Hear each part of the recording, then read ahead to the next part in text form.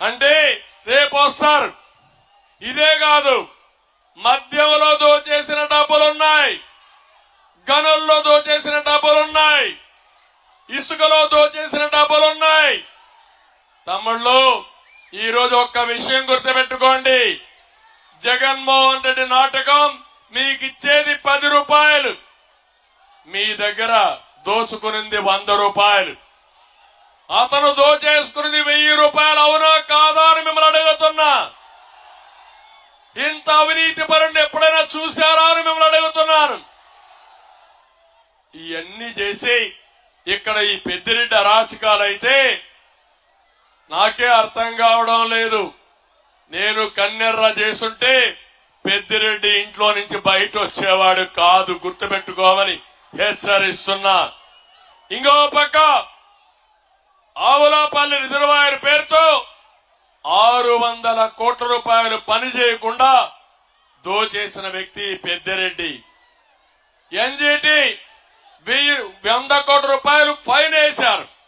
Fine వేసినా లెక్క పెట్టుకోకుండా ఇష్టానుసారం సిగ్గులేని ఈ ప్రభుత్వం 25 కోట్ల రూపాయల ప్రజాధనాన్ని ఎన్జీటీకి కట్టారు.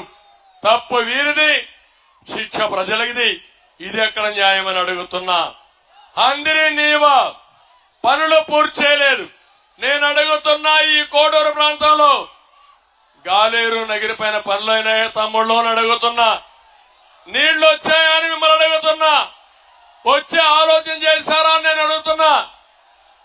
ఈ రోజు మీరు చూస్తే ఇక్కడ నీళ్లు తేకుండా పేర్లలుగా అందరి నీవాకి గండికోట నుంచి ఇంకో ప్రాజెక్టు శాంక్షన్ చేసి పెద్దిరెడ్డి 1500 కోట్లు పనులు చేయకుండా కొట్టేశారు. ఇవన్నీ నేను చెప్పాం, పోరాడాం. పోరాడితే తమ్ముళ్ళు అంగళ్ళలో నా మీద, తెలుగుదేశం పార్టీ కార్యకర్తల మీద 600 మంది పైన కేసులు పెట్టారు. ప్రతి ఒక్క కార్యకర్త పైన కేసులు పెట్టారు. నేను ఒకటే సవాలు విసురుతున్నా, పెద్దిరెడ్డి నీ పని అయిపోయింది, నీ కుటుంబ పాలన అయిపోయింది. ఇక్కడ ప్రజల్ని చూశారు, నీ దోపిడీకి అంతం పలుకుతామని ఈ కోడూరు సభలో చెప్తున్నా. నీ దగ్గర డబ్బులున్నాయి, మా దగ్గర ప్రజాబలం ఉంది.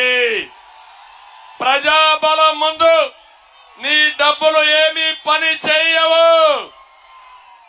రేపు ఎలక్షన్ లో 10,000 ఇస్తాడు తమ్ముళ్ళు, సిద్ధమని అడుగుతున్నా.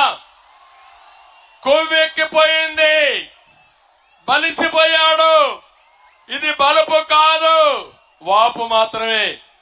ఇక్కడుండే మిథున్ రెడ్డి ఇక్కడి నుంచి పిఠాపురం వెళ్లి అక్కడ పవన్ కళ్యాణ్ ఓడిస్తాడంట. బచ్చా, ఓడిస్తావను మీరు ఒప్పుకుంటారా తమ్ముళ్ళు అడుగుతున్నా. ఇక్కడే అతన్ని పూడ్చి పెడతారా లేదా అని మిమ్మల్ని అడుగుతున్నా.